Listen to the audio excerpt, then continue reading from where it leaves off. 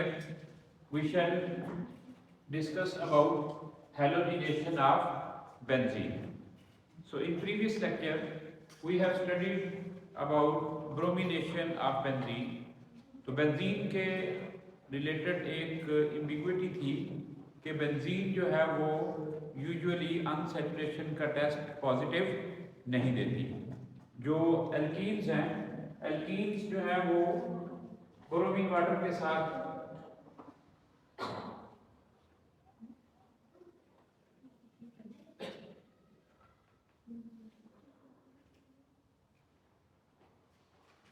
Test positive दे देती हैं।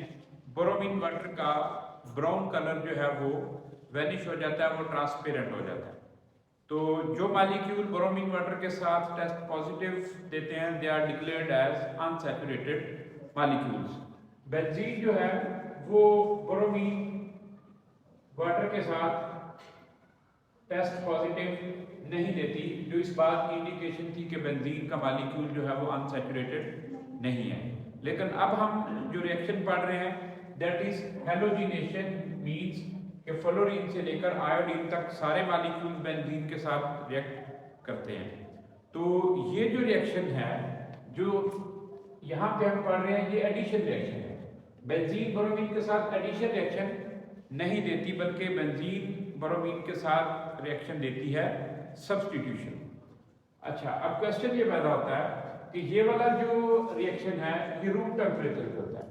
हम किसी मॉलिक्यूल की आइडेंटिफिकेशन के लिए, किसी फंक्शनल ग्रुप के लिए, किसी क्लास की आइडेंटिफिकेशन के लिए उस टेस्ट को आइडेंटिफिकेशन टेस्ट मानते हैं जो इमीडिएटली कोई कलर चेंज दे, कोई गैस इवॉल्व हो, रैपिड चेंज वाले रिएक्शन को हम आइडेंटिफिकेशन टेस्ट कंसीडर करते हैं। तो इट मीन्स कि बेंजीन जो है वो ब्रोमीन वाटर के साथ रूम टेम्परेचर पे किसी किस्म का कोई रिएक्शन नहीं देती। अच्छा, दूसरी तरफ हम ये बात कर रहे हैं कि बेंजीन हैलोजेंस के साथ टेस्ट रिएक्शन देती है। कौन सा रिएक्शन देती है? Substitution reaction. तो डेफिनेट सी बात है ये रिएक्शन जो है ये रूम टेम्परेचर पे हरगिज नहीं होगा, और दूसरा ये रिएक्शन विदाउट कैटलिस्ट भी प्रोसीड नहीं होगा। तो इस रिएक्शन के लिए जो कैटलिस्ट यूज किया जाता है वो होता है आयरन, और इस रिएक्शन को हीट करना पड़ता है, तब जो बेंजीन है वो अपने एक प्रोटॉन को सब्स्टिट्यूट करती है विद हैलोजन, और इस रिएक्शन से हैलोजन एसिड जो है वो एज एन गैस इवॉल्व होता है। तो before going into details of how catalyst is involved in the reaction and general reaction mechanism of this reaction, we shall talk about reactivity of halogens. तो halogens में हमें पता है fluorine, chlorine,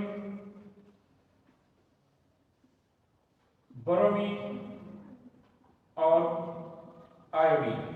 astatine के reactions जो हैं वो usually chemistry में हम डिस्कस इसलिए नहीं करते कि वो एक रेडियो एक्टिव एलिमेंट है, और रेडियो एक्टिव एलिमेंट्स की जो रिएक्शन है वो रेडियो केमिस्ट्री के सब्जेक्ट के अंदर स्टडी किए जाते हैं।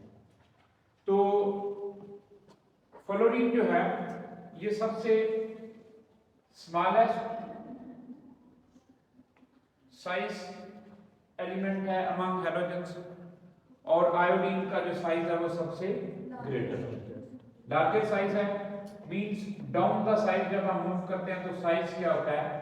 इंक्रीज होता है। तो ये सिंबल आप लोगों को याद रखने के लिए बड़ा हेल्पफुल होगा कि डाउन द ग्रुप जब हम मूव करेंगे तो साइज क्या होगा?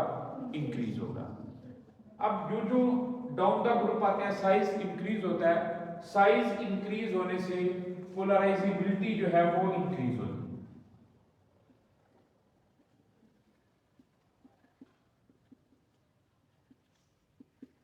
अब ब्रोमीन जो है ये सबसे ऑप्टिमल रिएक्शन देती है अमंग हैलोजेंस, ठीक है। फ्लोरीन इटसेल्फ बड़ी रिएक्टिव है क्योंकि इसकी जो बॉन्ड लेंथ है वो बहुत शार्ट है। दोनों इलेक्ट्रोनेगेटिव एटम जो हैं वो एक दूसरे के साथ बड़े क्लोजली कनेक्टेड हैं। तो फ्लोरीन का मॉलिक्यूल इमीडिएटली बड़ी लेस एनर्जी रिक्वायर्ड होती है इसको ब्रेक होने के लिए। तो फ्लोरीन जो है ये बड़ा क्विक रिएक्शन देगी। इसका रिएक्शन इतना रैपिड होगा, इतना फास्ट होगा कि इस रिएक्शन को हम कंट्रोल नहीं कर पाते। तो और आयोडीन जो है इसका मॉलिक्यूलर साइज इतना बड़ा है कि इसकी जो टेक्सचर है, इसकी जो फिजिकल एग्जिस्टेंस है वो जस्ट लाइक मेटल्स है।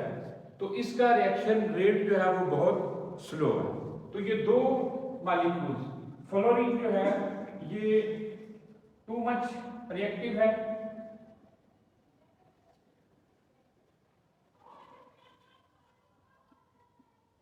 और आयोडीन जो है ये टू मच स्लो है।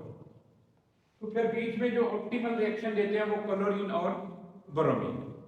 क्लोरीन और ब्रोमीन में से भी जो आइडियल रिएक्शन है, जो आइडियल यील्ड है, जिस रिएक्शन को कंट्रोल किया जा सकता वो है ब्रोमीन का।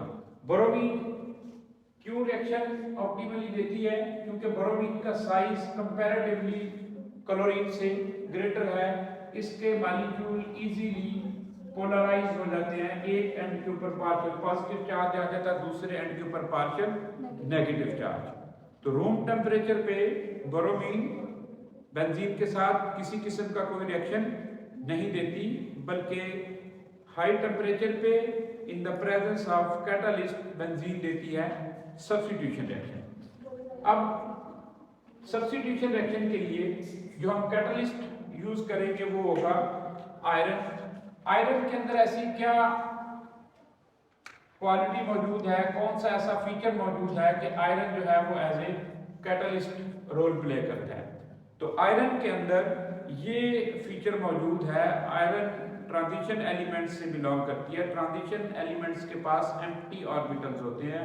ये इलेक्ट्रॉन के पेयर को एक्सेप्ट कर सकते हैं, ये लिगेंड से इलेक्ट्रॉन का पेयर रिसीव कर सकते हैं। तो आयरन के पास एम्प्टी ऑर्बिटल मौजूद हैं। एम्प्टी ऑर्बिटल जो है वो लोन पेयर को एक्सेप्ट करने की टेंडेंसी रखते हैं। तो जो ही हम ब्रोमीन के साथ आयरन को मिक्स करते हैं तो ब्रोमीन जो है वो अपने लोन पेयर जो है वो ट्रांसफर कर देती है आयरन को, जिसकी वजह से ब्रोमीन जो ऑलरेडी पोलराइज्ड है उसकी पोलराइजेबिलिटी वो आयरन के साथ मिलके एक कॉम्प्लेक्स बना देती है जो कि FeBr3 है।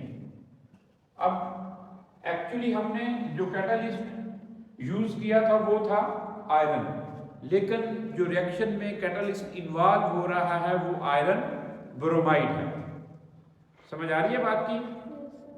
ऐड हम करेंगे आयरन को, लेकिन iron as it is reaction में इन्वॉल्व नहीं होता, बल्कि ये पहले ब्रोमीन के कुछ मॉलिक्यूल्स के साथ रिएक्ट करके बनाएगा आयरन ब्रोमाइड। तो जो पार्टिसिपेटिंग कैटालिस्ट है वो है आयरन ब्रोमाइड। जो कैटालिस्ट हम यूज करेंगे वो आयरन, जो पार्टिसिपेटिंग कैटालिस्ट है वो है आयरन ब्रोमाइड। अब ये आयरन ब्रोमाइड जो है ये ब्रोमीन को पोलराइज करेगा। ब्रोमीन इंडिविजुअली पोलराइजेबल तो है, लेकिन इतनी ज्यादा स्ट्रॉन्ग पोल्स नहीं जनरेट होते इसके अंदर कि ये स्ट्रॉन्ग इलेक्ट्रोफाइल के तौर पे एक्ट करे और बेंजीन की इलेक्ट्रॉन डेंसिटी के ऊपर अटैक करे। इसकी पोलराइजेशन को इन्हांस करने के लिए ये आयरन ब्रोमाइड जो है ये ब्रोमीन के मॉलिक्यूल्स के साथ रिएक्ट करता है। ब्रोमीन जो है वो अपने फर्दर आयरन के पास स्टिल इलेक्ट्रॉन डेफिशिएंसी है, स्टिल इसके पास एम्प्टी ऑर्बिटल मौजूद हैं। तो ब्रोमीन अपने lone pair and other molecule of bromine, एक ब्रोमीन का मॉलिक्यूल इस कंडीशन पे इस स्टेज पे यूटिलाइज हुआ, यहाँ पर एन अदर ब्रोमीन मॉलिक्यूल आएगा।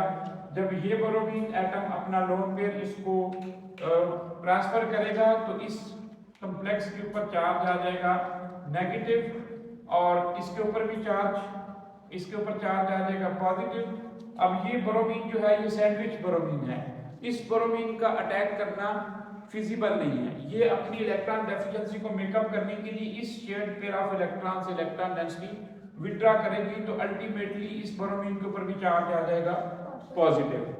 तो ये है एक्चुअल पार्टिसिपेटिंग इलेक्ट्रोफाइल। इस रिएक्शन में बड़ी इंपॉर्टेंट चीजें हैं। कैटालिस्ट हम यूज कर रहे हैं, ऐड कर रहे हैं आयरन, लेकिन जो कैटालिस्ट पार्टिसिपेट कर रहा है वो है आयरन ब्रोमाइड। हमने जो स्पीशी इंट्रोड्यूस की जिसने रिएक्शन करना था वो है ब्रोमीन, लेकिन ब्रोमीन इटसेल्फ इतनी ज्यादा स्ट्रांग पोलराइजेशन नहीं रखती, ये वीक पोल्स हैं। इसके पोल्स को जो स्ट्रेंथन कर रहा है वो आयरन ब्रोमाइड है। ये ब्रोमीन का और आयरन ब्रोमाइड का ये जो कॉम्प्लेक्स है that is actual participating electrophile. तो ये इलेक्ट्रोफाइल जो है ये बेंजीन के मॉलिक्यूल के ऊपर अटैक करेगा।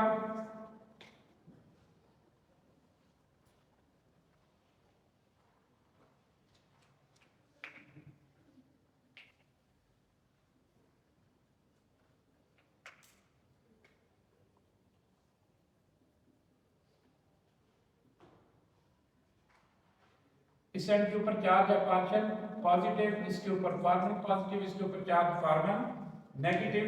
तो बेंजीन की इलेक्ट्रॉन डेंसिटी जो है इस ब्रोमाइड के ऊपर अटैक करेगी तो ये बॉन्ड ब्रेक हो जाएगा, क्योंकि इस ब्रोमीन को इलेक्ट्रॉन की जरूरत है, इसके ऊपर चार्ज है पॉजिटिव।